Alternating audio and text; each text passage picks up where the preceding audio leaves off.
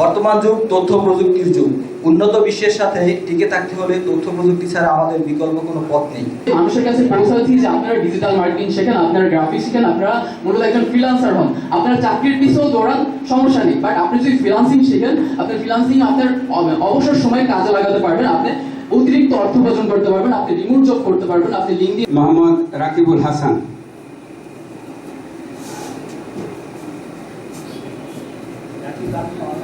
Graphic ডিজাইনের মাধ্যমে আমরা চাইলে অনেক কিছু করতে পারি। আমার প্রথম থেকে ইচ্ছে ছিল, অনেক আগে থেকে আমি ই-লার্নিং সম্পর্কে জানতাম, বাট আমি ওভাবে শেখার খুব আগ্রহ ছিল। কিন্তু আমি প্রথম দিকে freelancer.com থেকে $50 একটি কাজ পাই, সেটা পরবর্তীতে ডিজাইনের মাধ্যমে আমি সেখানে টপ রেটেড মানে 5 স্টার আর্ন করি। এখানে মাইক্রো সেক্টর আছে, যেটা হলো বাস টাইম বাস একটা ওয়েবসাইট আছে, সেখান থেকে আমি মাইক্রো ফাইন্যান্স। তো এই ই-লার্নিং এবং আর্নিং একটা বাস্তবমুখী প্রশিক্ষণ, যার মাধ্যমে আমাদের এক তৃতীয়াংশ যে বেকার যুবক সমাজ, সেই যুবক সমাজ যাতে তাদের 6 কোটি বেকার যুবকের 12 কোটি হাতকে হাতিয়ারে রূপান্তরিত করতে পারে।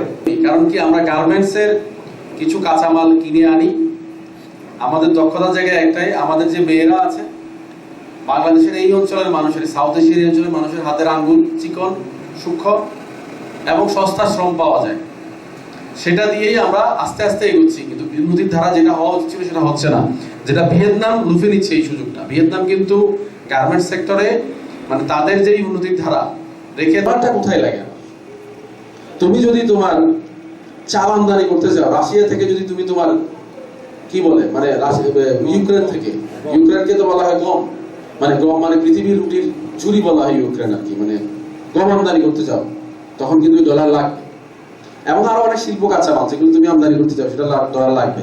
তাহলে তুমি নিজেই আর্ন করছো না, কিন্তু দেশকে কিন্তু আরেকটা কি আর অনেক বড় একটা উপকার করছো দেশের জন্য। ঠিক আছে, দেশের রিজার্ভ ফান্ড শূন্য হয়ে গেলে তো আর দেশের অর্থনীতি ঠিক থাকলো না। এটাই সরকারের সাফল্য, এই প্রশিক্ষণের এইটাই সফলতা। এই ট্রেনিং শেষ করে তারা এখন স্বাবলম্বী হচ্ছে, নিজের আয় নিজে করছে, উপরন্তু তার ফ্যামিলি ভরণ পোষণ করছে, তার বৃদ্ধ বাবা মার ওষুধ কেনার অর্থ যোগাচ্ছে। আসিয়া আমাদের ঘরে ঘরে তৈরি হবে।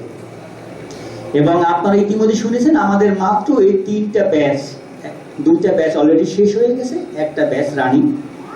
100 জন অর্থাৎ কমপ্লিট করেছে, তাদের ভেতরে 75 জন এখন অনলাইনের সঙ্গে তারা জড়িত এবং তারা বিভিন্ন অঙ্কের আয় করে। এটা একটা ভালো লাগার বিষয়। আপনারা প্রস্তুত থাকেন। তৌকির রহমান, এরপর শাহজালাল, হ্যাঁ এরপরে মরিয়ম, তারপরে মরিয়ম, তারপরে আসবেন উর্মি আক্তার।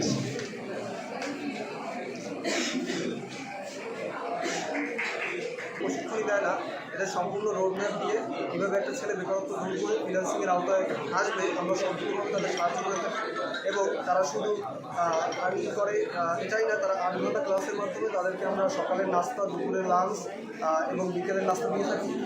এবং সর্বশেষে কোর্স শেষে আমরা তাদেরকে 200 টাকা করে ডেলি যাতায়াত ভাতা এটা প্রদান করে থাকি।